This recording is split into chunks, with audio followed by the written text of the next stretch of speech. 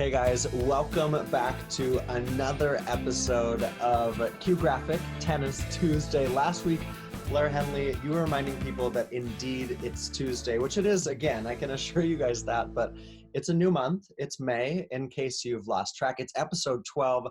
I'm Nick McCarvel, and she is Blair Henley, and we have got a great episode 12 to bring to you guys. Yeah, Nick, remember at the beginning of quarantine when we were like, what are we going to talk about? There's no tennis going on. But y'all, there has been plenty to talk about. We have a few different topics to go over in takeaway time today. We're also going to chat with the tournament director at the U.S. Men's Clay Court, Bronwyn Greer. We're going to check in with Hall of Famer Mary Pierce about the ITF World Tennis Tour Player Panel. And we're also going to check in with our friend Lindsay Gibbs. She is a journalist. Many of you probably know her from Twitter. And we're going to wrap things up with a little bit of hashtag YourServe. We got some great answers to our tennis quirks question from last week. So excited to go over those. But that brings us to Q Graphic Wellness Check. Nick, how you doing? I love the verbal Q Graphic. That's for you, Mary Carrillo. If you guys missed that interview, that is on our YouTube channel. Last week we had the great Mary Carrillo. This week we've got the great Mary Pierce, which we're really excited about. I'm good, Blair, and I had a very fun weekend. I will share that we did a socially distanced, safe little gathering for my niece who missed her 5th grade 50s bash. It is a Helena, Montana tradition to do a 50s bash when you're a 5th grader. It was obviously canceled this year. And we did one in the backyard of my sister's place. And I fully committed to it, Blair. I had the hair going. I had the jean jacket. I had the worst dance moves you've ever seen. And I think there were 11 of us. So we went just above the 10 threshold. And my sister said my niece was over the moon, so it was worth it. I'm really glad that your fabulous hair has come in handy, Nick. Not that it's just great to look at, but it's nice that you can also dress up as Danny Zuko should you ever need to. Nothing new on my end. We did not have a fabulous 50s bash, nothing that exciting or adorable. But it's interesting in Texas, they have started to sort of reopen things here. I haven't necessarily ventured out much. I'm obviously still home, spending a lot of time with my kids. So we'll kind of see how that plays out. I did get to hit on the wall this week, which was nice. Again, a little fresh air, a little exercise, and a little tennis, which, as we all know, is good for the soul, right? Totally. I love that. All right. Next up, Nick, takeaway time. Let's get to it. What do we have? Here we go. So Blair previewed for you guys. We've got a lot to talk about today in this whole show, but takeaway time first. Let's revisit a topic, Blair, that we were speaking about last week. Dominic Thiem creating headlines around the world with those comments to an Austrian newspaper about not really wanting to participate in the player part of the relief fund for the lower ranked players. He clarified a bit, maybe sidetracked what he had said, saying that it came off, Blair, a bit harsh. But he did say that he would prefer to choose the player that his money went to, which kind of, to me, defeats the whole purpose of the heart of the issue. But Nick Kyrgios writing on Instagram, we at the top of the sport get paid too much. And Blair, he's saying that he wants to be able to help as much as he can, professional or unprofessional, as Dominic Thiem said, put yourself, Kyrgios says, in their shoes. Blair, what were your thoughts on this overall? I'm glad Dominic clarified. And I said this at the very beginning. I love that there is a player relief fund. I don't necessarily love that players were sort of being compelled to contribute to it. I would love for them to want to contribute to it. But I do think, yes, it is a little bit strange to have players helping other players. They could have been in their shoes 2 months ago and had a good couple months and been in the top 100 and then be paying for the guys right below them. So I didn't love the concept, even though I liked the sentiment behind it. So again, good that he clarified. And Nick, as you pointed out, Nick Kyrgios has been sort of the quarantine contrarian. He was the one who came out and said, we don't want a merger. And he's the one who, and I think sort of rightly in this case, came out and kind of directed this to Dominic Thiem, saying, hey, we get paid plenty of money. We can sure spare some. And yes, there are 100% players who are in need of these funds right now. I see both sides of it. This situation is just not fun, especially not if you're a professional athlete. This has just been rough. It's a rough go. It's a fascinating topic. It really is. I don't think we've seen the end of it. And we're going to see how the player fund and how all of these relief funds play out in the tennis space. But speaking of play, we've had some real tennis. What do we even call it? We've got some actual tennis going on around the globe. Yeah, we have the Tennis Point Exhibition Series in Germany and the UTR Pro Match Series in West Palm Beach, the 561. That's where I'm from, y'all. So we have in Germany, a small town in Germany. It's a round robin featuring 8 German players. The most notable of those was Dustin Brown, and I have to say it was. So there are multiple sessions here. So it runs. The first ran May 1st through May 4th. And it's going to be a 12-day event total. But I don't know if you saw the clip, Nick, where Dustin Brown hit an incredible sort of running behind the back lob. And, it's a shot that the crowd would normally be going nuts. And Dustin Brown's doing this. And there are just no fans to be seen, which definitely, brought a tear to my eye. I'm like, oh, I really miss that. And then in West Palm Beach, you're going to have Tennis Sangren, Matteo Berrettini, Riley Opelka, and Tommy Paul, roommates, by the way, Riley and Tommy. They are going to be playing in a little round robin event in West Palm. So slowly but surely, I think it's so ironic a little bit that tennis is really sort of the first sport to be doing these, professional or official matches back, but could potentially be the last sport to come back as a whole. I feel like it's a really interesting dichotomy. I mean, it's great. It's like, yay, tennis. But we all know how far we are from actually seeing a normal tennis tournament take place. But there are plenty of non-normal tournaments at the moment. Great segue.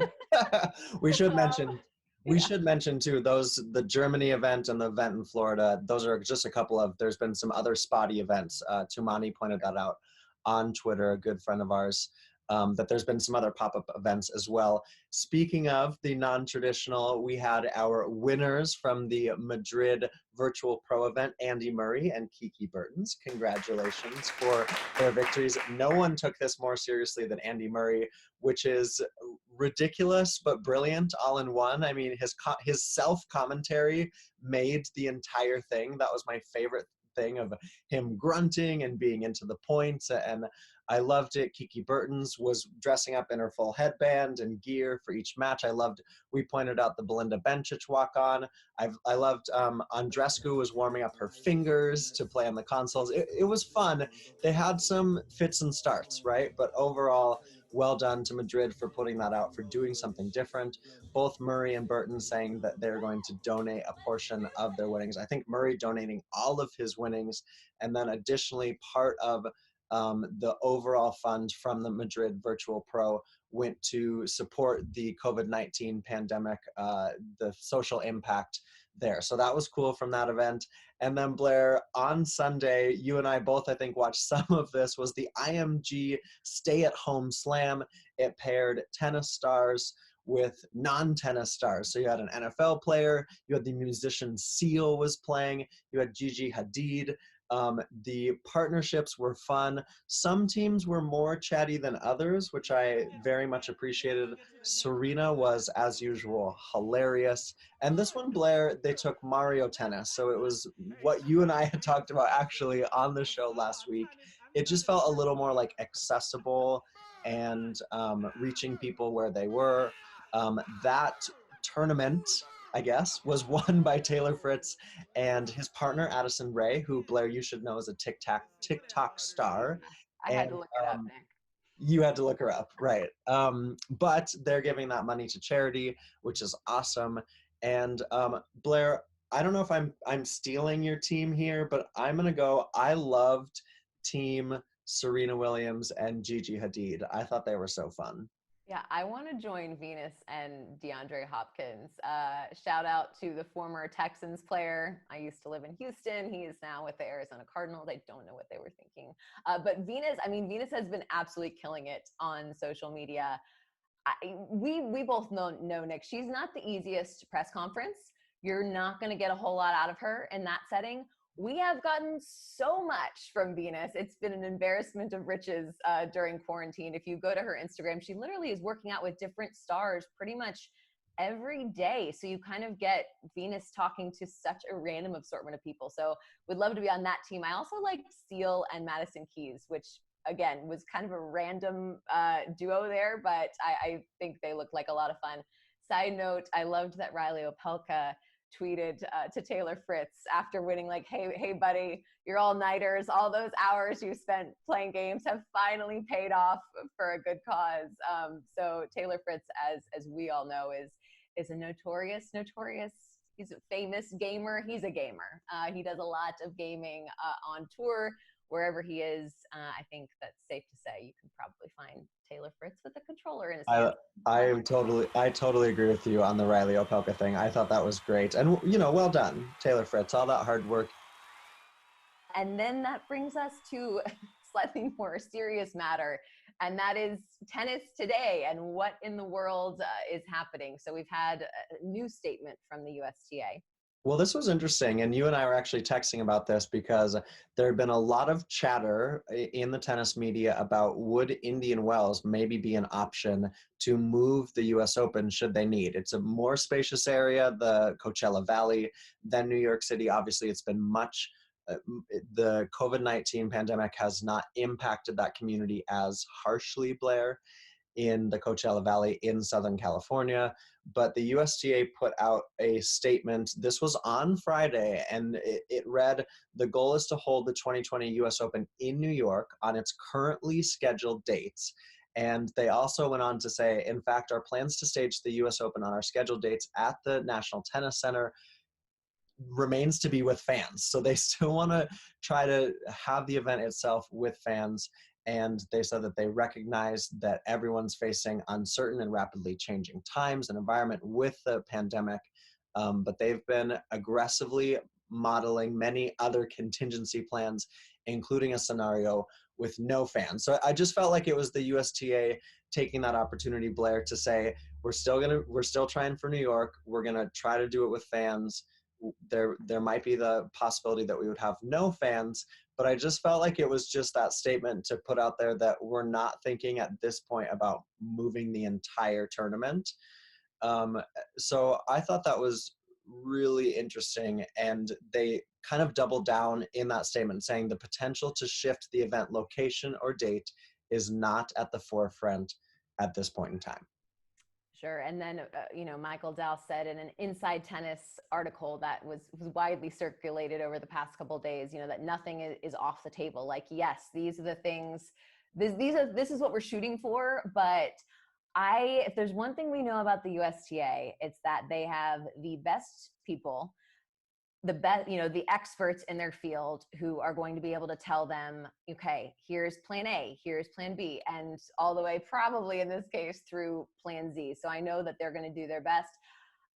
Some people, I think, have the mentality like, what, let's just cancel it. Like, why are we even going through this? I don't think it's a bad thing to try. Again, I've said this before on Tennis Tuesday. I just think things are so rapidly changing that who knows what it's going to look like even a month from now. So I love that they're trying because the livelihood of the organization is really on the line. So fingers crossed, USTA and US Open. But again, back to sort of the social world, a widely circulated interview.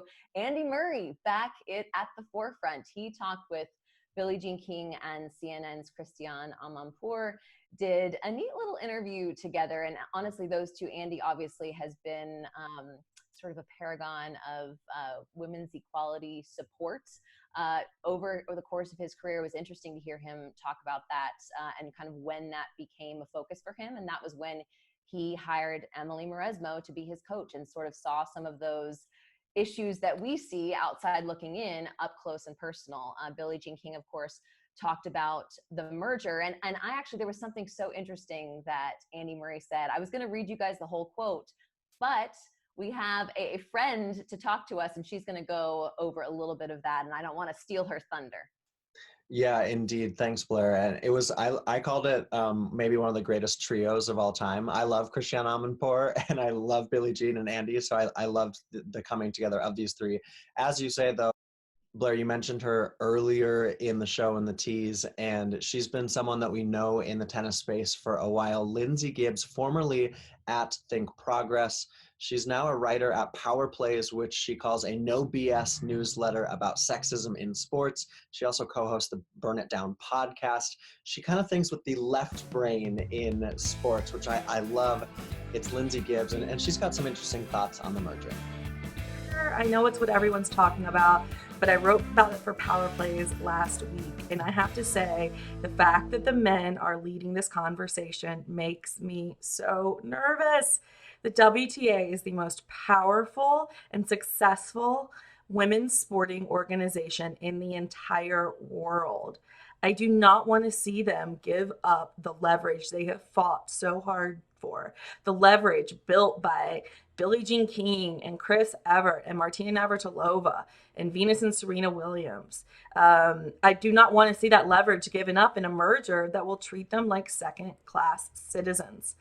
And we've heard this week from Andy Murray say explicitly that he knows that there are men in tennis who would rather have less money overall, as long as it means they have more money than the female players.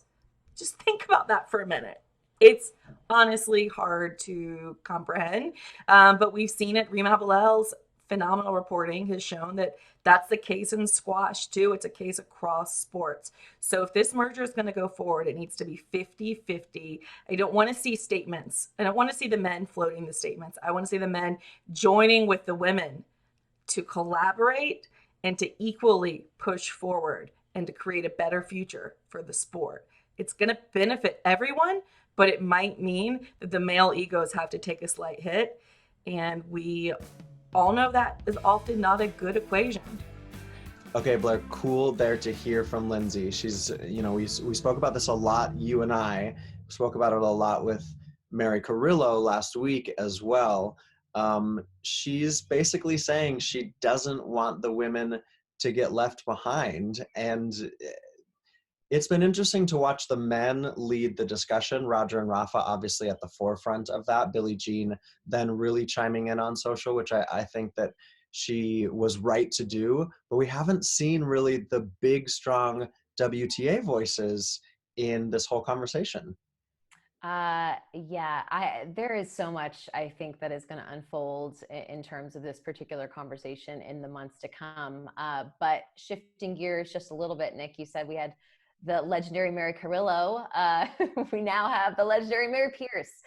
She was able to join us this week. She is just so delightful, two-time Grand Slam singles champion, a Hall of Famer. She's been on the ITF board, and now she has a new role that she's going to tell us a little bit about. Hi, everybody. So welcome to my spot where I've been spending most of my time here. So want to show you, well, the first and most important thing for me in my life is my faith. So where I spend quite a bit of my time, especially in the morning, out here sitting outside and reading my Bible.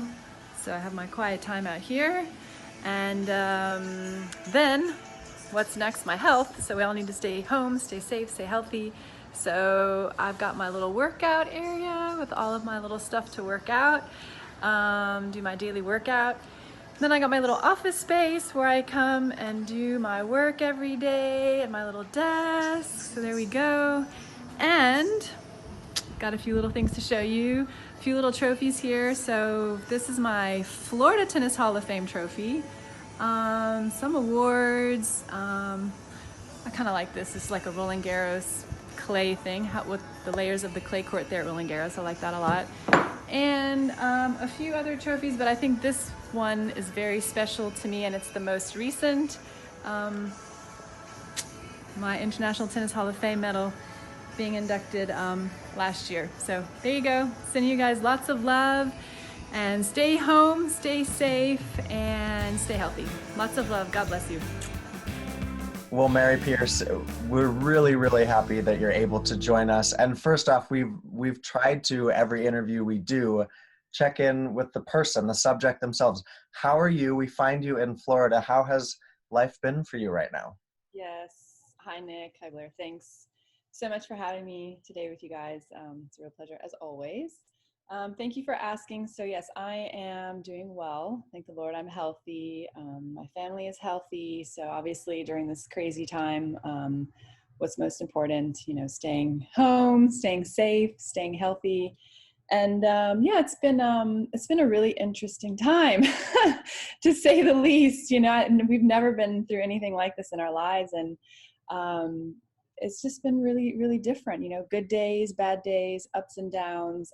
Trying to figure out, how to go about this and deal with it, and then just filling your days. And now I'm like, I'm not bored at all. Like, the days go by so quickly. There's so much to do. They're so full. And I'm even at the end of it, like, hey, wait, I didn't get to do everything I wanted to do today. But no, but it's been a very, very different time, but a very special time for me. So. Well, we are happy to see your face. It's always nice to see familiar faces from the tennis world. I think that's been one of the toughest parts, right? To not have your community around you. But I want to start by talking about the ITF World Tour Player Panel. Can you give us a little background about what it is? It's new, and what your role will be as an athlete representative. So congratulations on being elected to that position, by the way.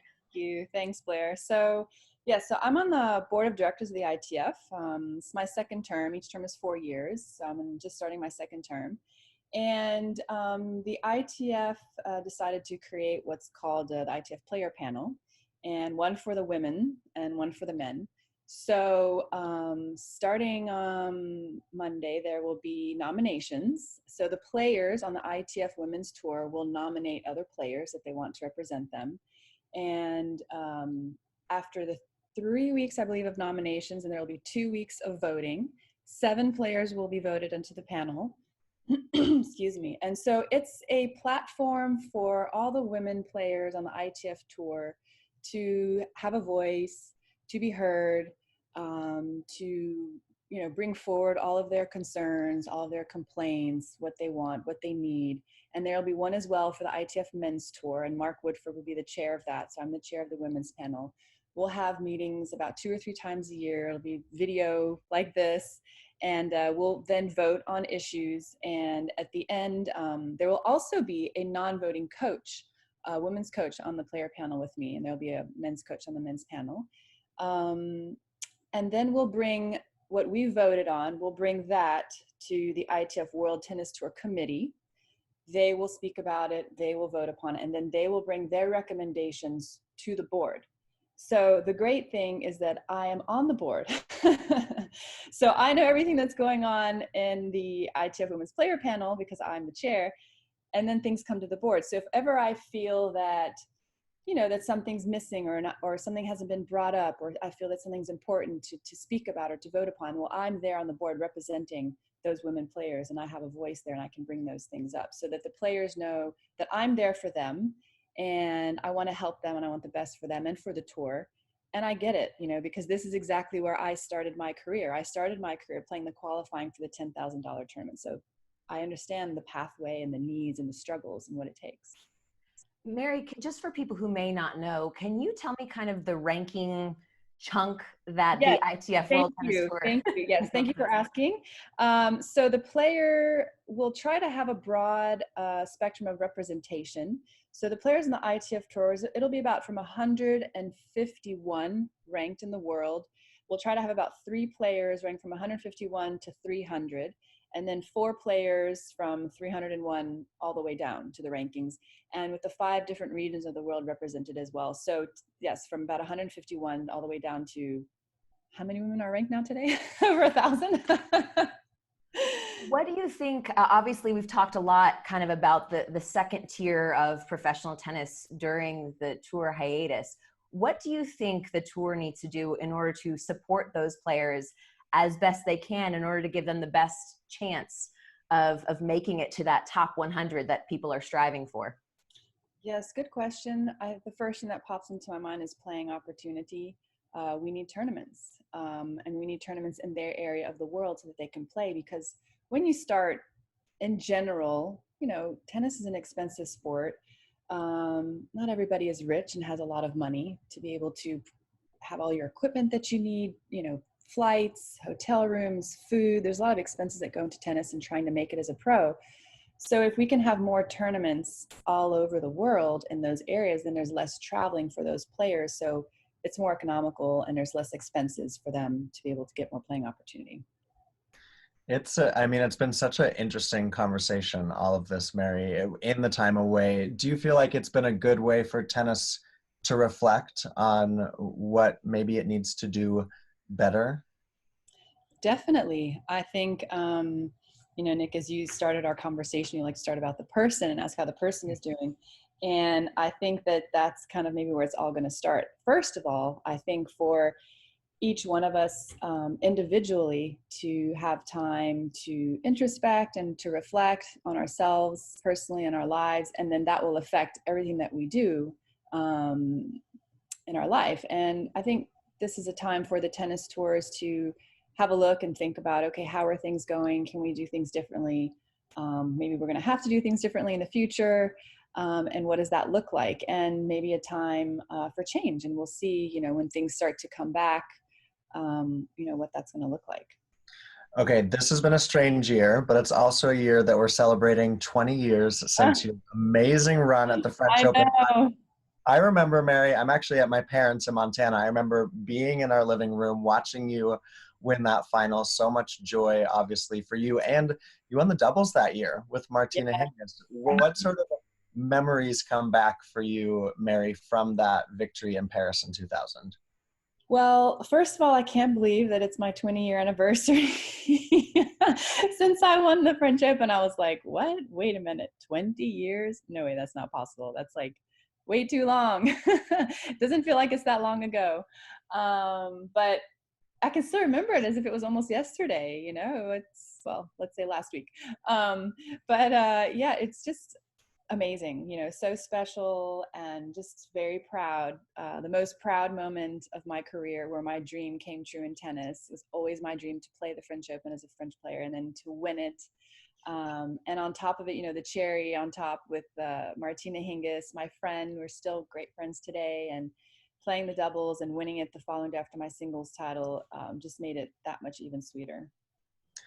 I mean, there's a lot of memories from that year, obviously. No one will ever forget the between the legs against Monica. That shot was, it's legendary.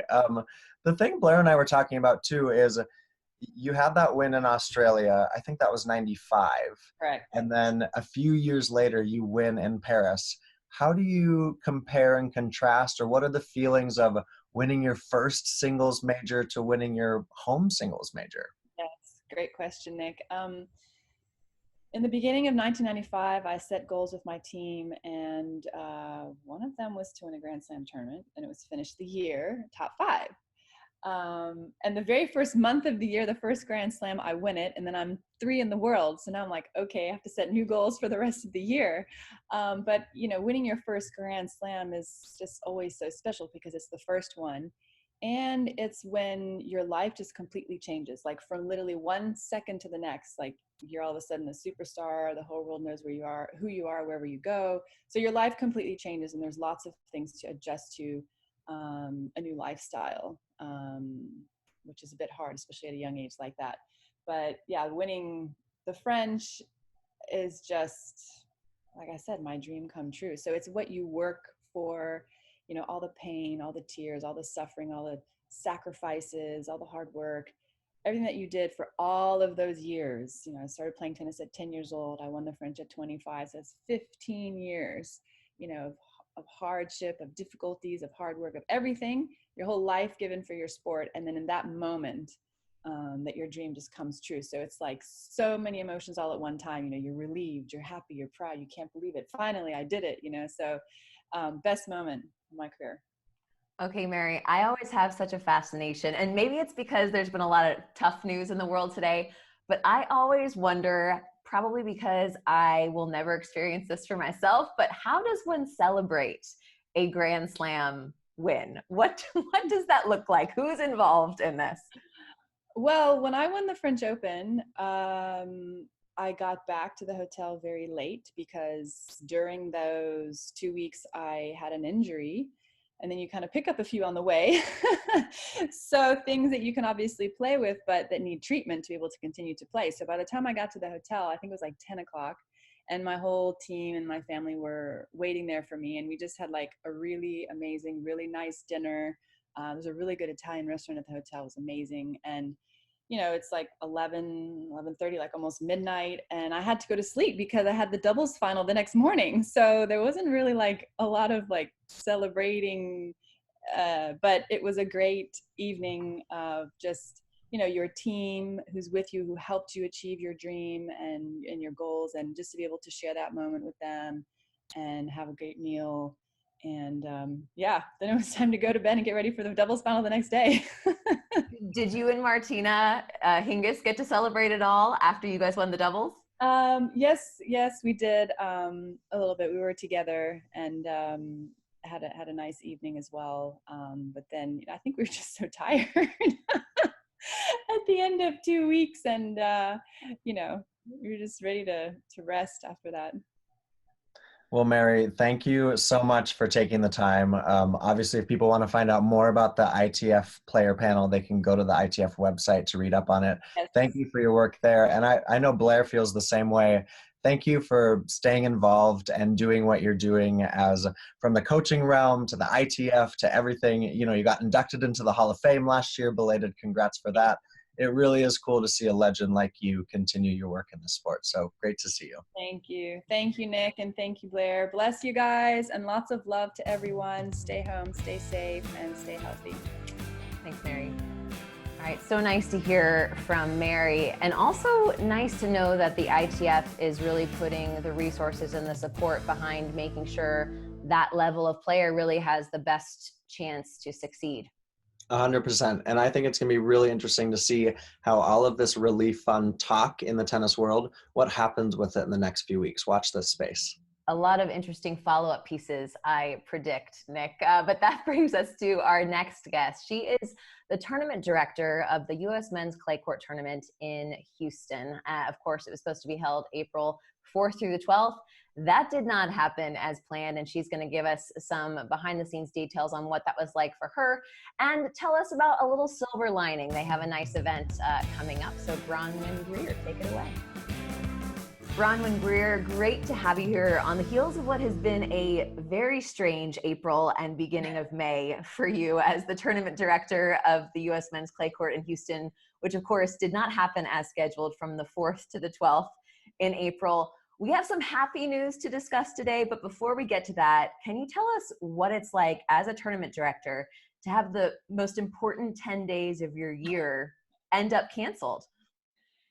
Oh man, it's one of those things that you can honestly say you never would have expected, and you definitely don't plan for.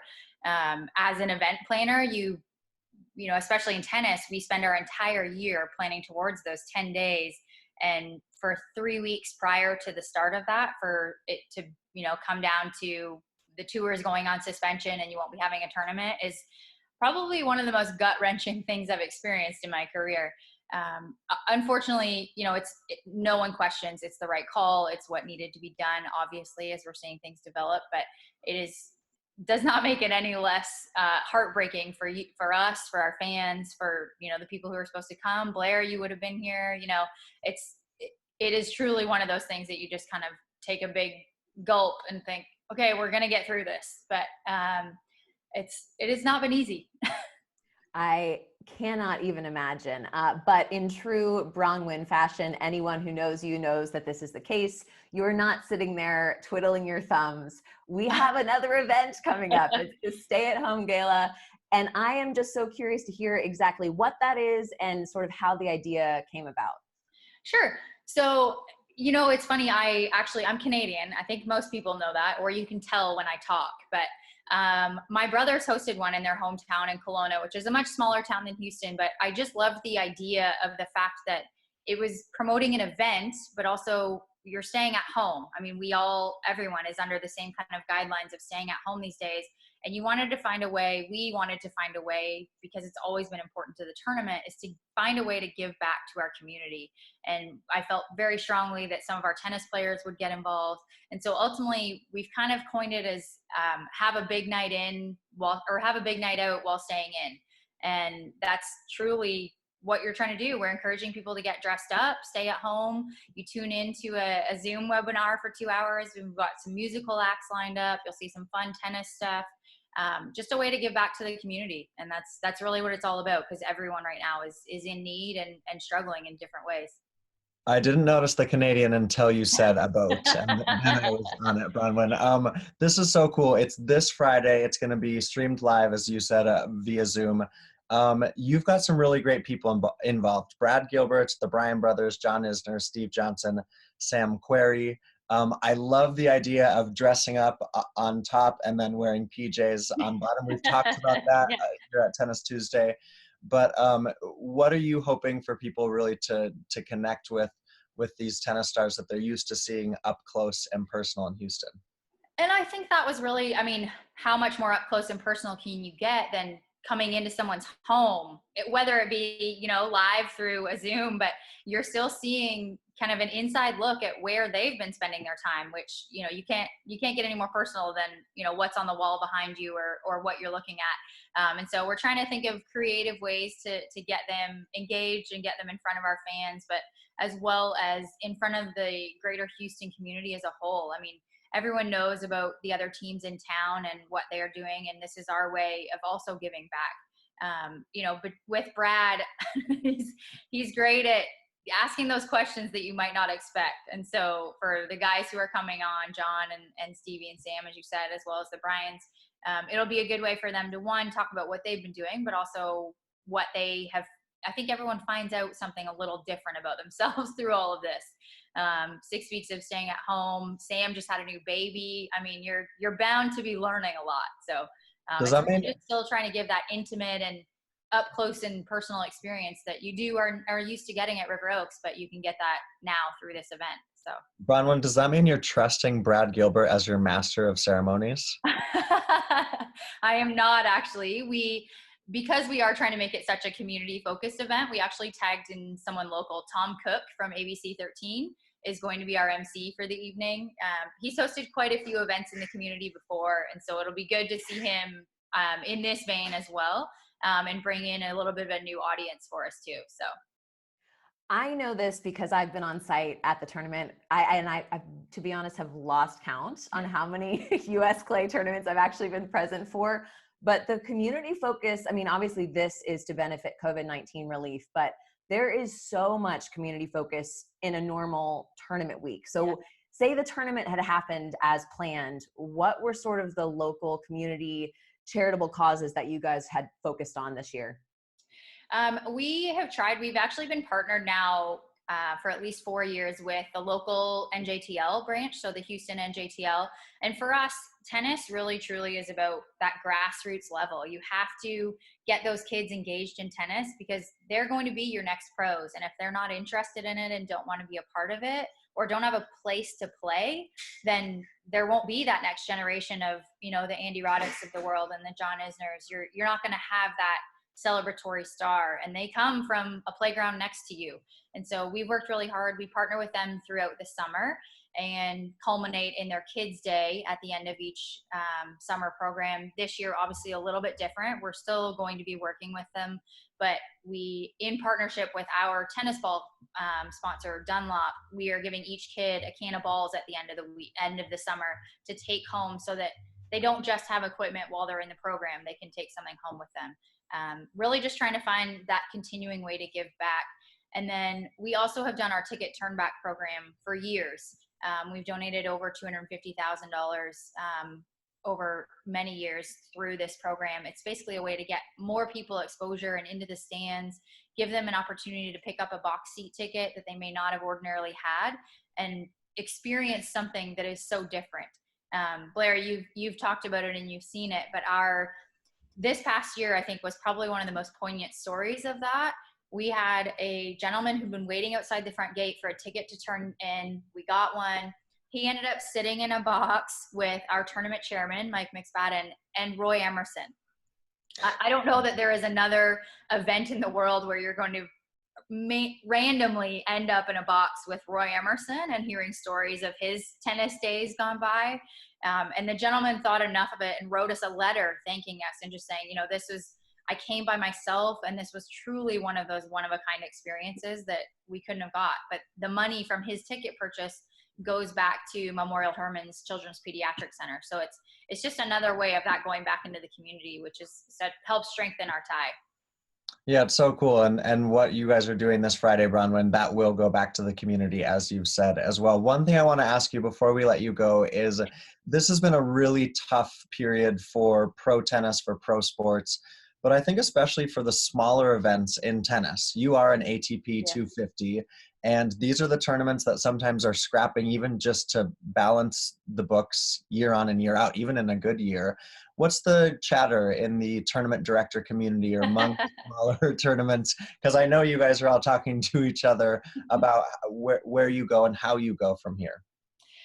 It has been surprisingly positive.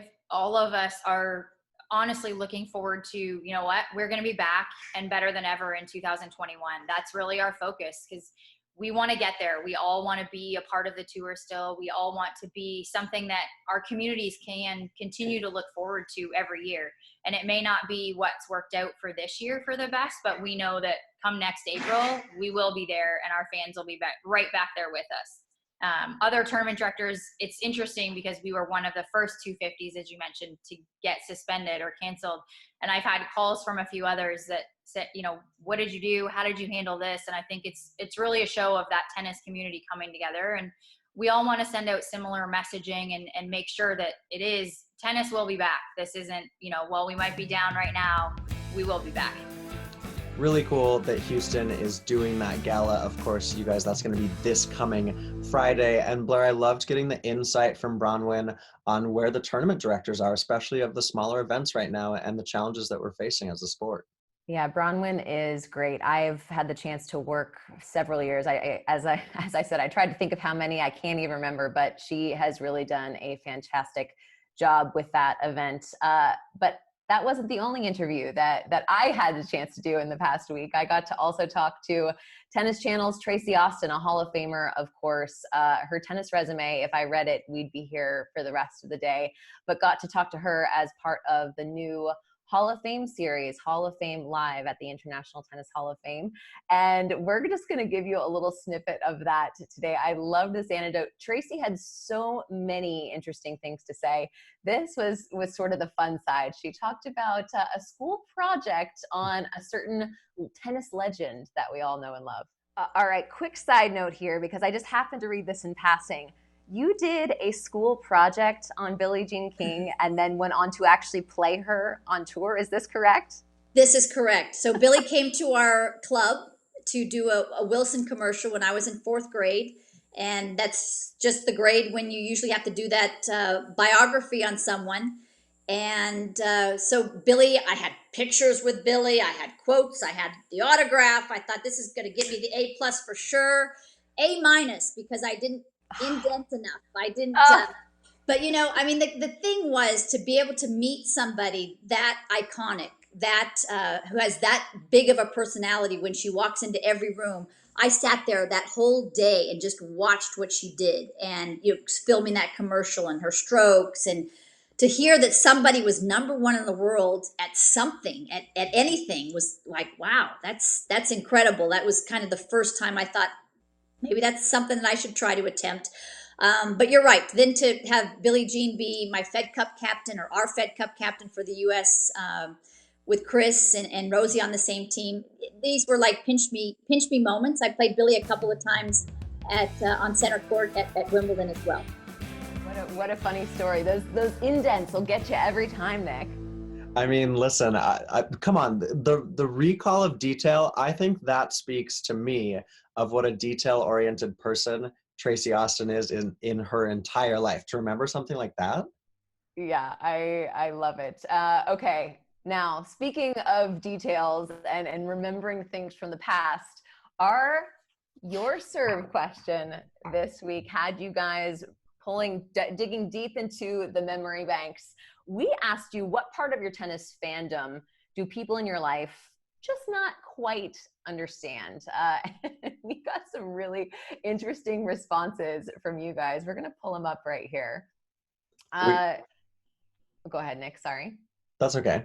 No, I was just gonna say that I loved that you said in the prompt that no one really understands your job in general, which I face often in my career. Of like, my friends are like, just tell us when you're back, like, Yeah, because right? it used to be like, tell us when you're leaving, and now it's just tell us when you're back. So I think that's probably the biggest quirk in my life. But we got some great, as Blair said, we got great responses from you guys.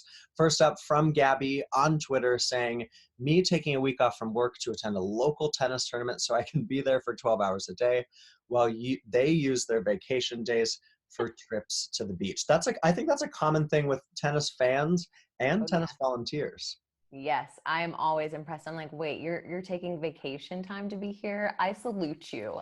This next one is from our friend Andreen. She said, in 2009, I just traveled to tennis tournaments for the entire year. And she says, them, are you covering it? Me? No, I just like to be outside and watch live tennis. Them, just watch? Me? Yep. Now they just accept if I'm in some far-flung place, I will eventually go to a tennis match. I love it. I really appreciate that one. And I actually hadn't seen that one come through on Twitter. So I'm glad you pulled that one out. This is from Lucas, who's in Canada. He says, when I attend a tennis tournament, I get to the site an hour before the match starts in the morning. And then I leave the matches after the matches in the night session. Non-tennis fans don't appreciate what it's like to cover these athletes for 1 to 2 weeks. Long days, Lucas. If your friends don't understand, we do. All right, next up, Patricia. And this, I'm so glad somebody used this as one of their answers, because honestly, anyone who queues for Wimbledon is a better tennis fan than I am. She says, for me, it's camping for Wimbledon tickets. Nearly everyone I know who's not into tennis makes the same face when I tell them, and I'm going to miss it so much this year. We feel you, Patricia, although I am not going to lie, I have seen the queue in person, and I don't know how you guys do it. Okay, this is a pop quiz. Blair, what would you queue for overnight, camping involved? What would you queue for in life? Oh, in life? Yeah. Like outside of tennis? Well, it could be tennis in life. Okay. I mean, gosh, I would probably queue for the final match of Roger Federer's career. Ooh, I How's like that? that. I like that you went tennis geeky and kept it in the family. I think if I was guaranteed like a good seat in center court or number one court, like we always, as tennis media, we're lucky that we get seats in these stadiums. We understand that that's lucky, but like to have like a great seat, like just above the baseline, how about the Royal Box? I'll queue for the Royal Box. Amazing. Good luck, Nick. I hope you end up in the Royal Box at some point during your career. It should happen. I don't think that's happening. This is from our friend Ali, who's calling out Steph in the US, another fan of ours and a big time tennis fan in general. Ali's saying, my first pro tournament was WTA Dubai in 2003, where I got to see my idol, Monica Seles. And then these are some pretty dang good posters, including one, Blair, that Monica signed herself. Oh my gosh, posters and t-shirts. I mean, that's just the best. I love it. And Monica, I mean, who doesn't love Monica? She's just a delight. And then I believe this is our last one here. We have Joel Drucker, who we appreciate his participation in our YourServe questions. He is fantastic. He's, of course, a tennis writer, columnist, historian, all of those things. And he says that I was crazy enough not just to attend the traveling tennis circus, but become part of it and keep 25 plus years of credentials. He also provided us with that credential picture. And Joel, I said it on Twitter, but we're just so lucky that you did, because you have given us so much amazing content over the years. So thank you. Yeah, and thank you guys for all the responses for the YourServe question this week. And Blair, you came up with ours for next week for episode 13. I love this. What do we got? Yeah, okay, so we're all missing being on site at tournaments right now, right? So we figured, why not ask you to give us your best photo from on site at a tournament. So it could be your picturesque Sunset Stadium picture. It could be a picture with your favorite player. It could be a picture of something you got autographed. It could be many different things. It could be from the famous cooking demonstrations at Cincinnati. Who knows? We could go way outside the box here, but we want to see your pictures. Make us feel like we're there, because we are sadly, Nick, not. Yeah, totally. I'm thinking I got to watch some of the Australian Open. I'll put this up as a graphic. Some of the Australian Open final as a real tennis fan. I was done working. I remember that picture. That feels like a lifetime ago. I can't even talk about it. We can't wait for your guys' pictures for YourServe next week. We're going to get some goodies for sure. Last but not least, we haven't done this for a few episodes. Blair was wondering when she was going to use her aces graphic. And this week, our tennis ace is Kevin Krawietz, who is a Grand Slam champion. He and Andreas Mies, they won the French Open last year. Blair, you and I were spending time with him at the ATP Finals in London as a doubles duo. They made it. They had a breakout season. Kevin Krawietz is working at a supermarket in Germany. Here's a picture of him working. He's stocking shelves. He said he found out that obviously these supermarkets are an essential business in Germany, which has had a really strict lockdown. And he is our ace of the week, honestly, our hero of the week. We've seen some great things from the tennis family come out of this hard time for all of us. So a hats off to Kevin Krawietz this week. Oh, love it. I mean, he is just a delight, as is Andreas Mies. I think I've talked about them before. I mean, I could go on and on, just like the nicest. So great for him. What a cool story. And that brings us to the end, Nick McCarvel. I'm a little sad. I'm a little sad that we've reached the end already, but hopefully we have packed your brain full with some tennis content, at least get you through your Tuesday. You can, of course, find us on YouTube, Facebook on Tennis Tuesday, and It's Tennis Tuesday on Instagram. And keep an eye out for our YourServe question. We're going to post that on social media in the next couple of days, and you can make sure to give us your answers there or on any of those other outlets that I just mentioned. So, Nick, great to see you. Good to see sort of all of you, and we'll be back 1 week from now. Thanks, guys.